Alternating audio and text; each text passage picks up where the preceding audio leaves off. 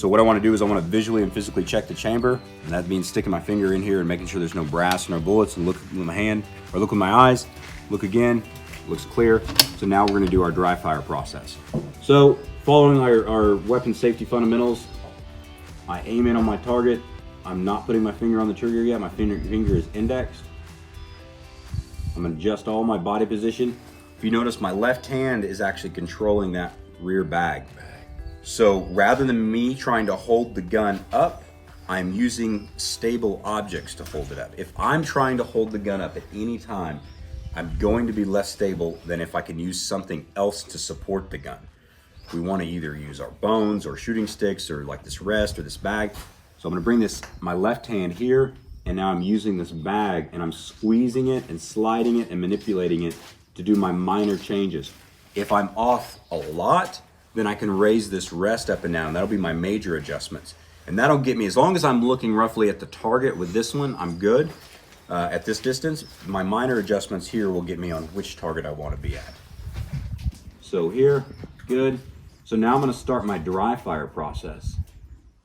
So what that looks like for me is I'm behind the gun. I don't have any shadow in my scope. I have my right thumb, I have it on the safety, so I drive that safety forward. My safety is now off, and I'm going to get a click. So what I'm going to do is I take my right finger, I drop it down here to where I feel like I'm pressing straight back into the rear. If you notice, I actually don't grab the gun like this. And the reason why is when you grab it like this, the angle that your finger's at gets kind of weird. This pulls at like this angle. Well, that trigger needs to be pulled straight backwards. So these HS Precision stocks that Remington uses are pretty great because they kind of force your hand to go down a little bit further. By doing that, it allows me to get a better trigger press. It allows me to pull that trigger straight back rather than wrap it around and pull it up. If you can imagine how this trigger mechanism actually works and the fulcrum that's created, I have more leverage towards the bottom of this trigger pressing straight rearward than I do up here pulling upward. It's like a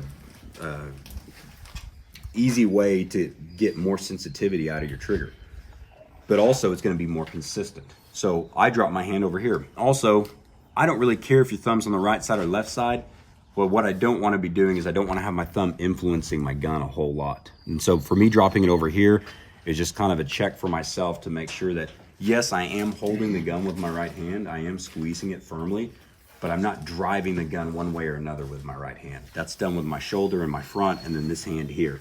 This hand here may help me move things, but once I go to shoot, it becomes a stable position for my trigger, and that's just about it. I try not to have it drive the gun a whole lot one way or another. So I'm gonna put my finger here on the trigger, get myself lined up again, and then I'm gonna press straight back. I get that click. Now, one habit that we may have is we may put that click and then all of a sudden we jump up like this. There is no reason for us to do that. We cannot see more looking up over our scope than we can through our scope. We want to be able to see our target, and also in the hunting application, what am I needing to be prepared for next? Possibly a follow-on shot. If I do have that opportunity for a follow-on shot, it's going to be in a limited time constraint. All of a sudden that clock is counting down, and I may or may not have time to make that shot. So more than likely, unless you're in a really solid position, such as prone or something like that, more than likely the shot is going to knock you off target. You're not going to be able to see exactly what you're aiming at. So while you're off target, go ahead and manipulate that bolt straight to the rear, reload that rifle, then get back on target while you're awaiting your spotter's command. Or if you're hunting by yourself, while you're trying to find that animal again, now once I do find it, I'm already ready to send that next shot if I need to make a correction.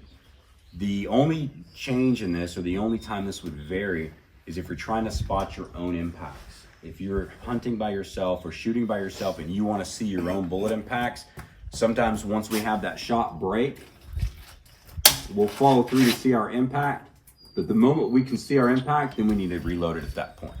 So if you can see your impact, great. But if you're hunting with a spotter or something, at that point, once I break and that gun comes off target, we're not able to see that, reload it as fast as you can. That way, once you get back on target, you're actually ready to do some work again. And if the spotter's like, Good hit, but he's still moving. Send it again. Boom, you're ready to rock and roll.